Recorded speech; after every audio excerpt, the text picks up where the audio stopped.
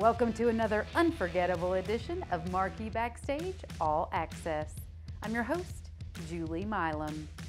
As always, we're going to dive deep into the lives and music of our guests, and we'll share 5 full-length song performances, all of which were recorded at Thunder Sound Studios. Let's get started. This week, we're joined by singer-songwriter Colton Kise, who is often described as an old soul due to his love for traditional country music. And to give us a taste of his musical roots, here is Colton Kise with Jack and Jill.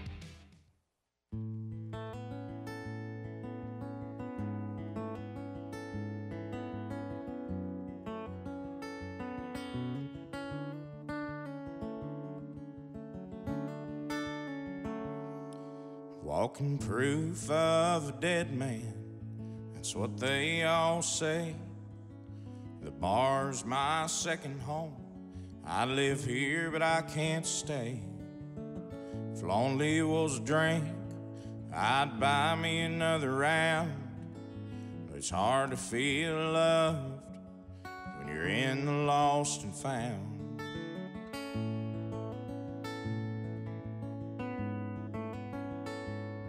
It's kind of tough to count sheep when you're too drunk to count. It's even harder to sleep when she's not around. Tomorrow's hell to pay, but I just can't afford. So I'll waste another sunrise sleeping on the bathroom floor. Well, second chance is a stranger to my life. I can't find my keys, I can't find a wife, but you can bet I'll find the bottom this glass I'm gonna fill. 'Cause I'll admit I'm pretty damn good at drinking Jack and leaving Jill.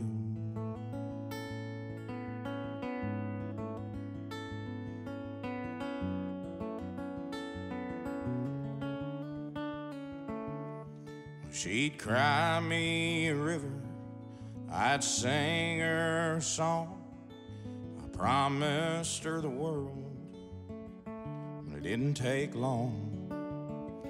I was through with her, she was over me. The bottle won again, now I just can't let it be. Jack and Jill went up the hill, fetched a pail of water. He ran off and said, I'll be back. He never even called her.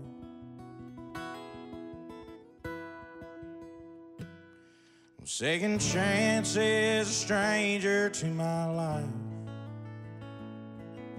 I can't find my keys, I can't find a wife, but you can bet I'll find the bottom this glass I'm gonna fill. 'Cause I'll admit I'm pretty damn good at drinking Jack and leaving Jill.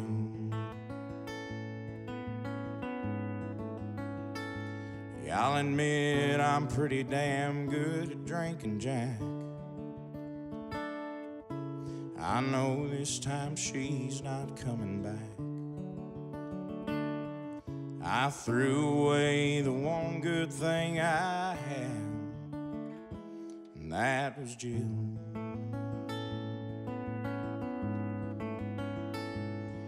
Now everybody knows the true story behind Jack and Jill.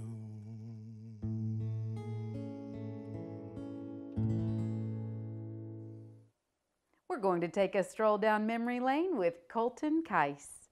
We'll learn about the first time he picked up a guitar, his early musical influences, and how he found his perfect guitar. Get ready for that and so much more. And we're keeping traditional country music alive with Colton's song called Something's Wrong 'Cause Everything's Right. So Colton, when you were a little boy, what kind of music did you enjoy listening to? I grew up on classic rock, 70s, 80s. Led Zeppelin, AC/DC, Pink Floyd, you know, which a lot of people nowadays would hardly believe, you know, but that's kind of what I was raised around, and I still love that music to this day. It takes you back. Yeah, it does. That's what I grew up on, is that, you know, 80s hair metal and classic rock. So. What was the first song you played on the guitar? First song I ever learned how to play on the guitar was actually Back in Black by AC/DC, and I didn't play it very well. Looking back on it now, I thought I did, but I definitely did not. But that is the very first song I ever learned how to play. So who were the influences in your youth that introduced you to that type of music? Well, it's kind of funny when you're younger, you go through different phases, you know, as far as music goes, or at least I did. You know, my first real big phase that got me into music was AC/DC, you know, and then there was a Stevie Ray Vaughan phase and a Led Zeppelin phase, and, but probably AC/DC is really, was kind of the first music I listened to, and I thought, man, I really want to, you know, just hearing Angus Young play the guitar like that, I decided, I was like, I don't know if I can do it, but I'd really like to try to play guitar. So that's kind of the first thing that got me into it. Did anyone in your family play guitar? How did you introduce the guitar into your life? Nobody in my family ever played. A lot of people, especially around this area, you know, they grow up going to bluegrass jams and family reunions, and their grandpa played the banjo and their uncle played the mandolin, and I never grew up around that. None of my family ever played any musical instrument. I never really had any thought about it. Like I said, until I guess I was around 12-ish, 11 or 12, when I really started kind of getting interested in it. You know, as far as listening to AC/DC and all that, and just wanting to follow through with it and attempt to play, you know. So what was the reaction of your family when you said, I'd love a guitar? Well, first reaction was, don't quit your day job, because just like anybody, when you start out at something, you're not very good at it. Actually, the first guitar, I convinced my parents to get me a guitar. The first one I got was for Christmas. I got one of those little first act, you know, $20 Walmart guitars, because they didn't think I was serious. You know, they thought well, you know, a lot of people, they pick it up for a couple weeks and, you know, they strum on it. Well, then they get tired of it and they'll slide it under the bed or put it in the closet. And I stuck with it. I'm self-taught. I never had a lesson. I didn't, for the first whole year, I didn't know how to tune the guitar. Obviously, I didn't know how to play the guitar. I didn't even know that you could press down on the frets and like make higher notes. You know, I don't know what I was thinking, but I just, you know, they kind of saw that I stuck with it. And the following year, they got me an electric guitar with a little amp, and that's really what kind of took off from there. You know, plugging it in and strumming it and hearing that distortion, I was just like blown away, you know. So every free moment you had, were you playing guitar in the house? Pretty much, and actually, this is bad, but it got to a point where I was bringing it to school as well. But we had an after-school program. I went to Barron County, and they had an after-school program at the middle school where, you know, it was just a guitar class. And so I'd be so excited. It was like I think it was 3 days a week, maybe Monday, Wednesday, and Friday. But I'd bring my guitar in, and I would never just, you know, put it in a closet somewhere at school in the music room. I'd carry it around to every class. I'm a middle child, so I guess I have attention syndrome. So I guess I wanted everybody to, hey, look at me. I attempt to play guitar, you know. So that was kind of a funny earlier memory. That made you recognizable. Yeah. Probably a little protective of your guitar as well. Yeah, I was. Of course, like I said back then, I wasn't exactly playing a, you know, real fancy, expensive guitar. But no, that was always kind of funny. I kind of became known for that, you know. The guy who walked around school with his guitar. Exactly right. They didn't know your name. They knew you were the Yep, guitar man. That's right. The Martin guitar man. When did you become a Martin man? Well, actually, it's funny. I had my mind set on a Gibson forever. It was called a Gibson Hummingbird. It's still one of the prettiest guitars ever. You know, it's real fancy sunburst. It's got a big pick guard with a hummingbird and like flowers all over it. And I remember my grandparents took me to Guitar Center in Nashville, and that was the first time I'd ever been in a big guitar store where there were more than like 5 guitars, and I was just blown away. You know, you walk in and there's just a wall of guitars, and I played every single acoustic guitar in there, and including the Hummingbird. I picked it up and I was like, man, that's great.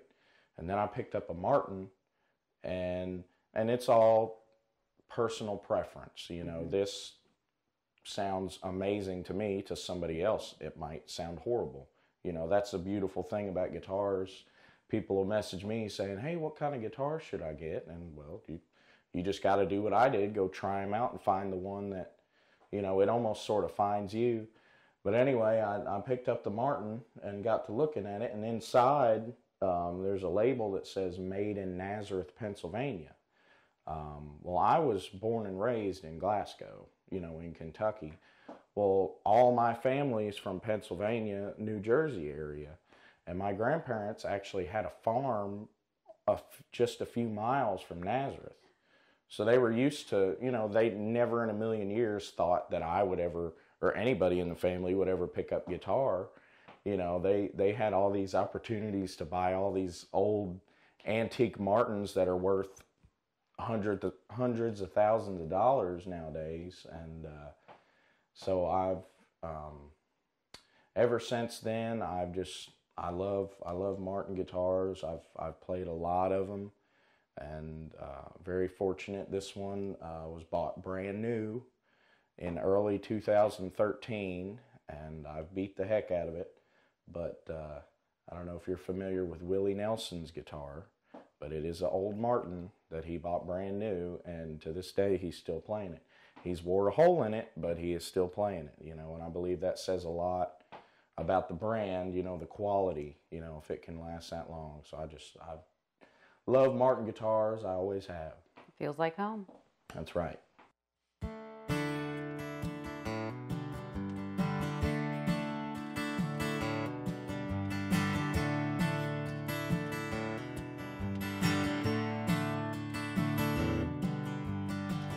Woke up on the right side of the bed. I didn't feel sick, there was no pounding in my head. I walked to the bathroom, didn't drag my feet. I looked in the mirror and didn't hate the man I see.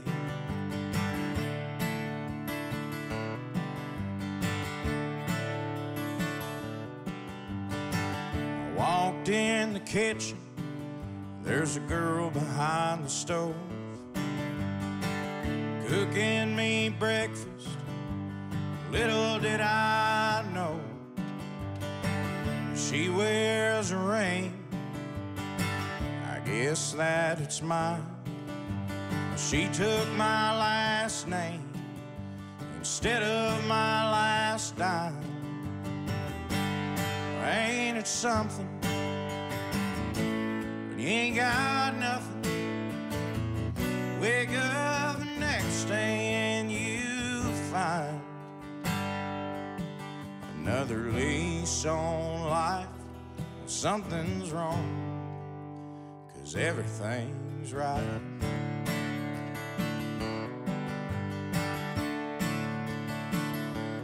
Top of the fridge sits the bourbon that I ain't touched in 7 months. Must be a new record. Man, I used to love that stuff. I pull the cork out, pour the devil down the drain. Well, she's all the proof I need that I don't need booze to keep me sane. Well, ain't it something? You ain't got nothing. Wake up the next day and you find another lease on life. Something's wrong, 'cause everything's right.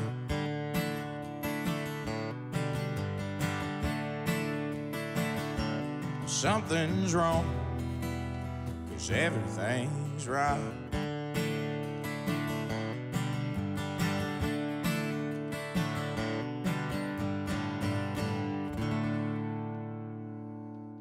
If you like what you've heard so far and want more Colton Kise, follow him on social media at Colton Kise Music.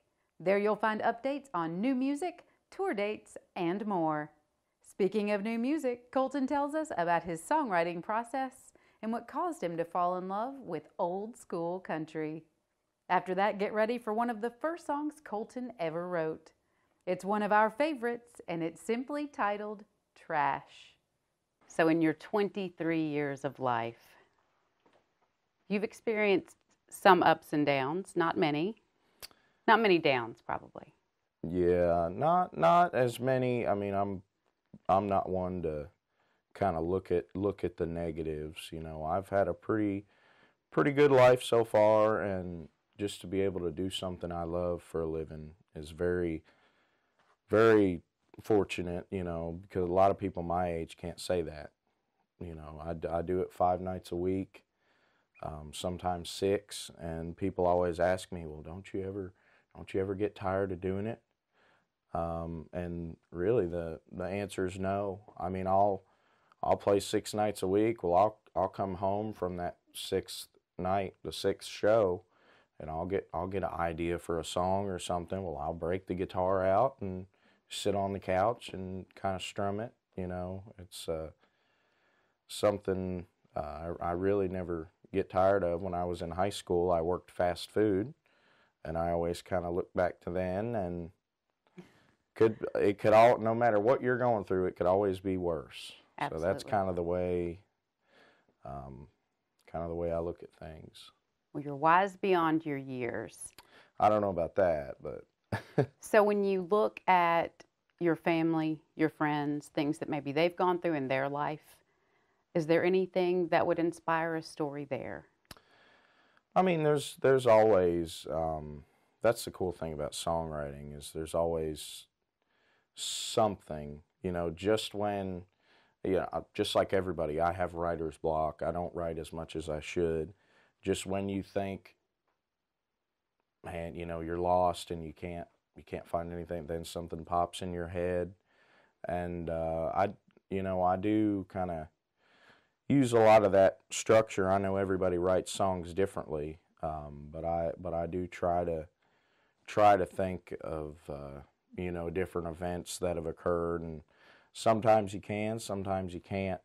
But a lot of my songs are really actually not from experience per se, you know, because I really haven't lived yet. You know, I've lived a little bit. But it's just one of those things. Everybody writes songs differently, and everybody has a different format, and I get an idea and just kind of roll with it. And a lot of times the best songs I've written are the ones that are they're done in 20, 30 minutes, you know, because I've found when you have to sit, sometimes you overthink it. Mm-hmm. And it's definitely good, you know, if you don't want to go super quick, just get it done to do it, you know. You want to take some time on it, but at the same time, like I said, you can overthink it, and then it gets too complex. You know, at the end of the day, somebody else is going to be hearing it. You want them to sort of understand it as well. So the first song you ever sang has kind of stuck with you.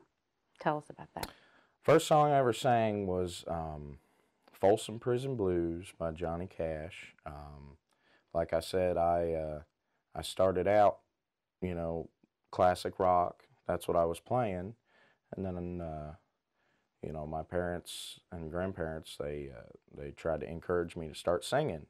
Well, I learned very quickly that classic rock, you kind of have to have a rather high vocal range to hit some of those notes, and obviously I've got a bit of a lower vocal range, and so they suggested I try maybe a Johnny Cash song. Well, at the time, all this boring, slow, three-chord country, you know, I really wasn't into it, but I tried it a few times, and it fit my voice to a T, and I just kept doing it, and just the more I sang, the more I kind of fell in love with the old country, and now that's all I do at a show. You know, I'll do 90% traditional country, and then I'll throw a few classic rock songs and a blues song in there, but traditional country, that's kind of my... that's where you fit. That's my forte. Yeah. So the way Folsom Prison Blues was your first song, which Colton Kise song do you think would be a song you'd like to hear other musicians say that they first started out with? One of my songs, I would think Trash, just because that was a song that I wrote very early on. I'm 23 now. I probably wrote that when I was 16 or 17. And I'm not saying that's my best song, but that's kind of if I go to a show, you know, if there's a group of people there that have known me for a long time, that's what they'll request, just because that's kind of the first thing they heard. That's the one that stuck with them. Mm-hmm. So, well, let's see how far we can take it.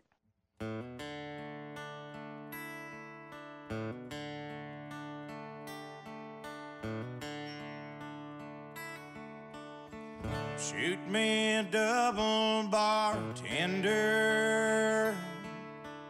Well, I know I need to go. It's a late night in November. The weather's getting cold. Well, she left me last weekend, sitting right here on this stool. That's a good enough reason to just get drunk and play some pool. Well, I'm not sad because she left me. In fact, I drink in celebration. The good Lord up above, freedom of this nation. All the times I bought her beer, all that money that I spent, you think she'd have the common courtesy to take the trash out when she went?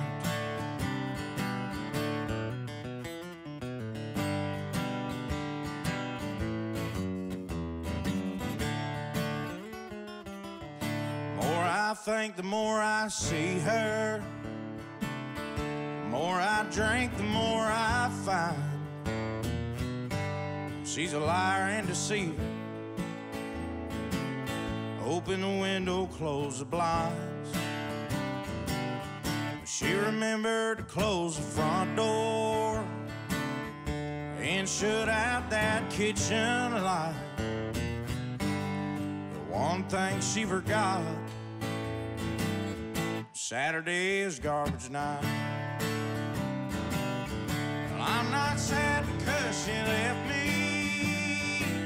In fact, I drink in celebration for the good Lord up above, the freedom of this nation. All the times I bought her beer, all that money that I spent, you think she'd have the common courtesy to take the trash out when she went? You think she'd have the common courtesy to take the trash out when she went.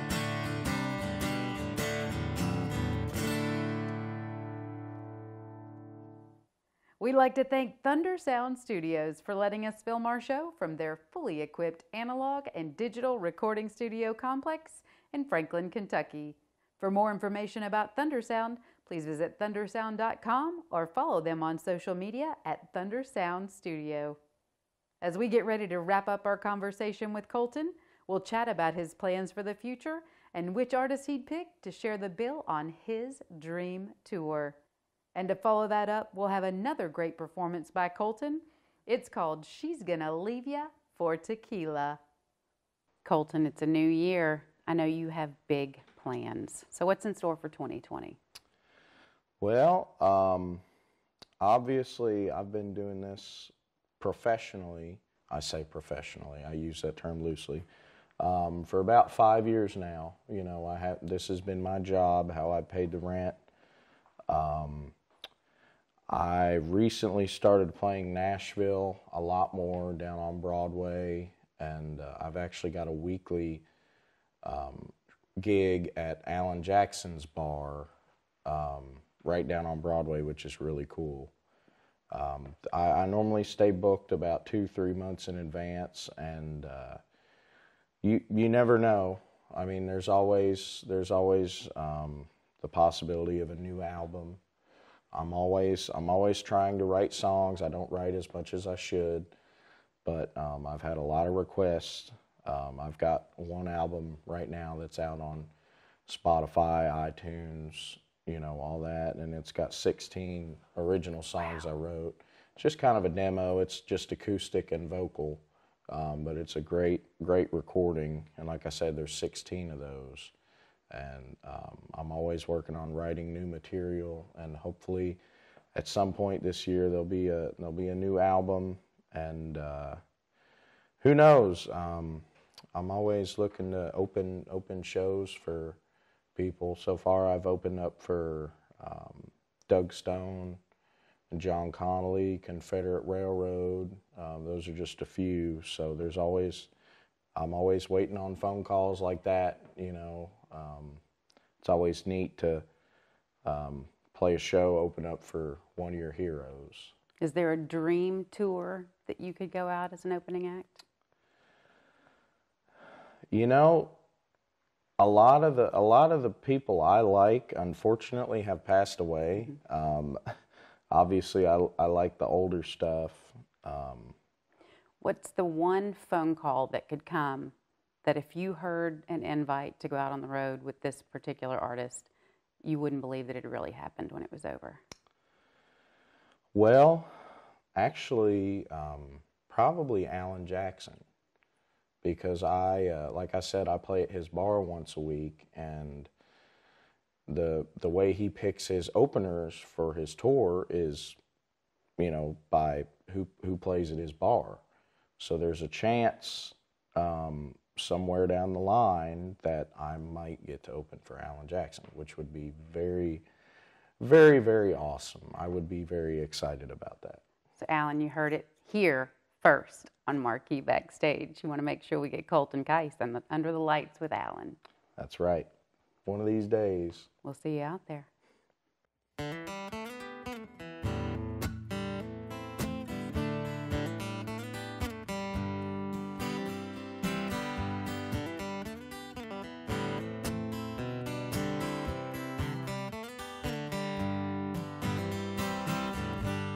At the end of the bar,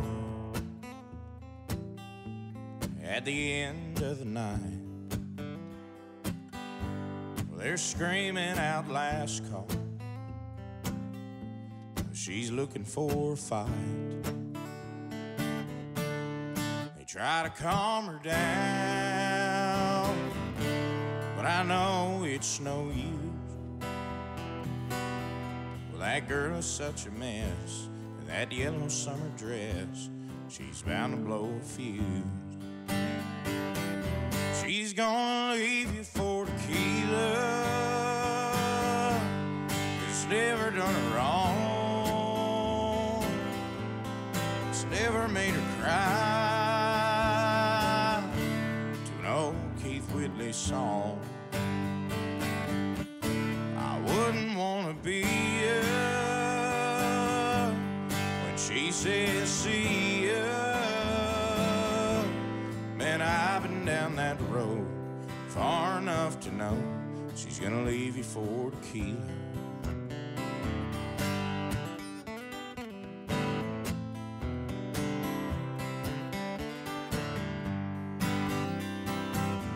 Seems like just the other day we were head over heels.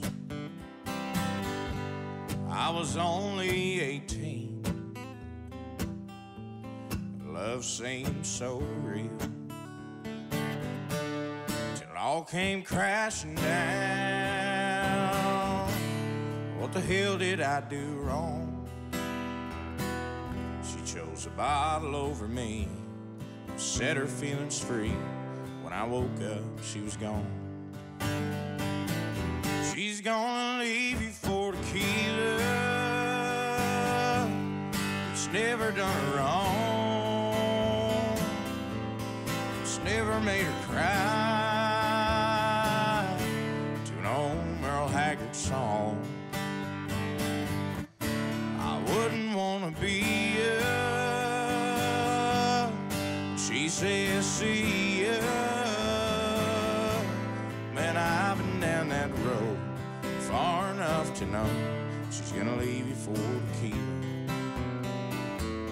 I'm just a victim of her game, another worthless name. She's gonna leave you for tequila.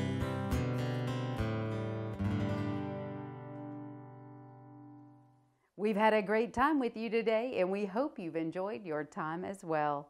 If you'd like to watch the televised episode of Colton Kise, please visit our YouTube channel at Marquee Backstage. And while you're there, be sure to subscribe for more music, more stories, and video extras. We also invite you to stay connected with us on social media at Marquee Backstage. That's where we'll post more about upcoming episodes, behind-the-scenes photos and videos, and quite a few surprises as well. Next week, get ready to move and groove to the soulful sounds of Van Winkle and the Spirits, only on Marquee Backstage, All Access. To close today's show, we leave you with the heartfelt country sounds of Colton Kise and his song, Broken Man's Eyes. And until next week, I'm your host, Julie Milam, and I'll have your pass waiting for another edition of Marquee Backstage, All Access.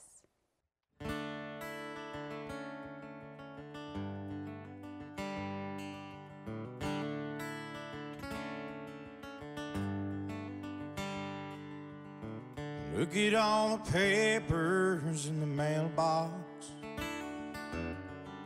He ain't been home in a couple weeks. Some say he died, and others say he's drunk in a bar on the outskirts of Aberdeen. I myself think he's just a runner, hiding from yesterday's memories. Was it a girl that left, or a dog that died, or family that turned the other cheek? Well, they don't understand him, God knows they won't, but he's gotta pay the price. It's tough to keep on trucking when you're in the truck alone. It's hard to see the truth in all the lies when you're looking through a broken man's eyes.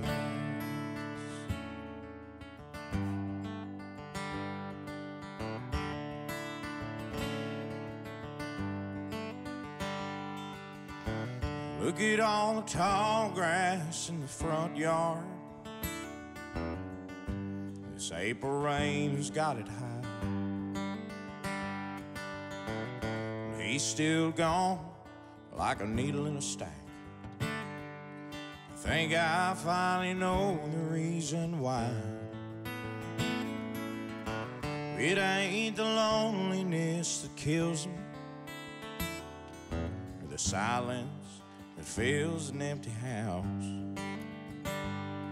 It's the devil in his head, the whiskey on his breath, that one day is sure to take him out.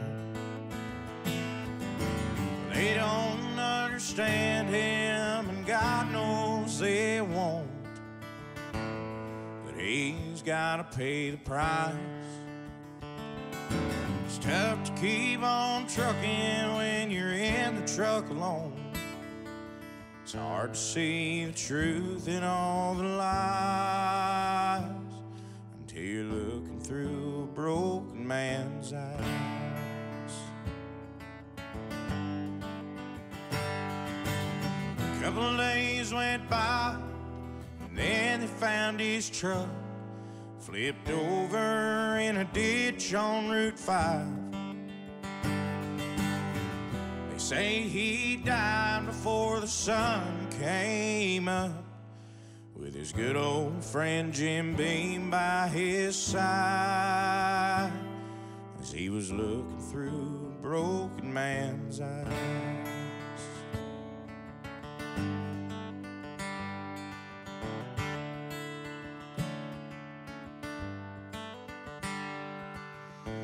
Look at all the papers in the mailbox. He ain't been home in a couple weeks.